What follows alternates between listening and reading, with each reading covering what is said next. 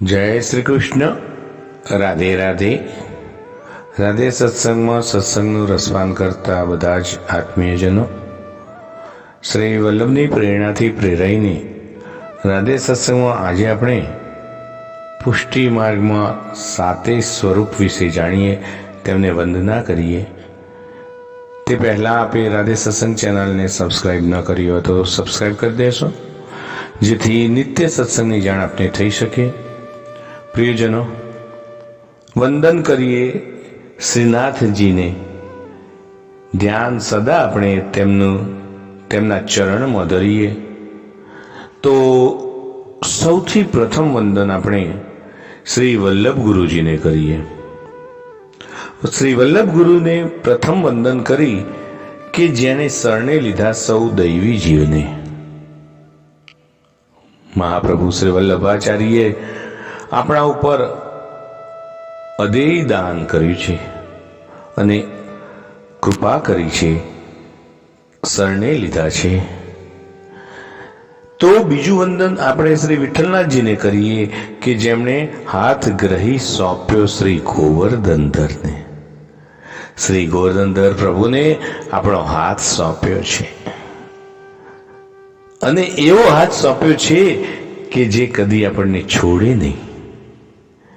તો ત્રીજું વંદન આપણે આપણા શ્રી ગોકુલનાથજીને કરીએ કે જેમણે પુષ્ટિ માર્ગમાં માલા તિલકનો ધર્મ રાખ્યો, માલા તિલકનું રક્ષણ કર્યું. આપણે સૌ તેને જાણીએ જ છીએ. પુષ્ટિ માર્ગમાં ત્રીજું વંદન શ્રી ગોકુલનાથજીને કરીએ. હવે ચોથું વંદન શ્રી હરિરાયજીને કરીએ કે જેમણે આપણને દીનતાના દાન દીધા. દીનતાનું દાન આપણને શ્રી હરિરાય મહાપ્રભુજી આપ્યું. વૈષ્ણવમાં દીનતા હોવી ખૂબ જ જરૂરી છે. તો પ્રિયજનો, પાંચમું વંદન શ્રી યમુનાજીને કરીએ કે જેનું પાન કરીને પાવન થઈએ અને આપણને યમુનાજી આપણા મા છે, તે આપણને પાવન કરે છે. તો છઠ્ઠું વંદન આપણે શ્રી વ્રજભૂમિને કરીએ. વ્રજરજમાં લોટીએ અને આપણા દેહને આવો ધન્ય બનાવીએ. વ્રજરજમાં લૂંટવાનું મહત્વ વિશેષ છે. તો છઠ્ઠું વંદન વ્રજભૂમિને કરી આપણે આપણા સાતમું વંદન સાતે લાલજીને કરીએ કે જે સેવા સ્મરણ કરીને શરણમાં તેમના રહીએ.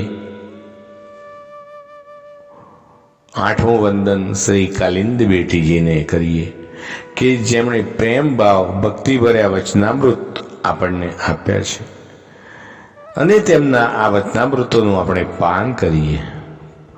પ્રિયજનો, નવમું વંદન તાદ્રસી વૈષ્ણવજન, તે કેમ ભૂલાય. પુષ્ટિ પંથે હરિગુણ ગાતા સંગે સંગે ચાલીએ. દાસ ગોપીજન કહે આ વંદન અમારું સ્વીકારજો. વિનવું એટલું કે મન પ્રભુમાં રાખજો. સાતે સ્વરૂપને વંદના સાથે પ્રિયજનો આજના સત્સંગને શ્રી વલ્લભના ચરણમાં અત્રે સમર્પિત કરીએ. વિરામ લઈએ. ફરી મળીશું રાધે સત્સંગમાં નવા સત્સંગ સાથે. શ્રી વલ્લભાધીશ કી જય. જય શ્રી કૃષ્ણ. રાધે રાધે.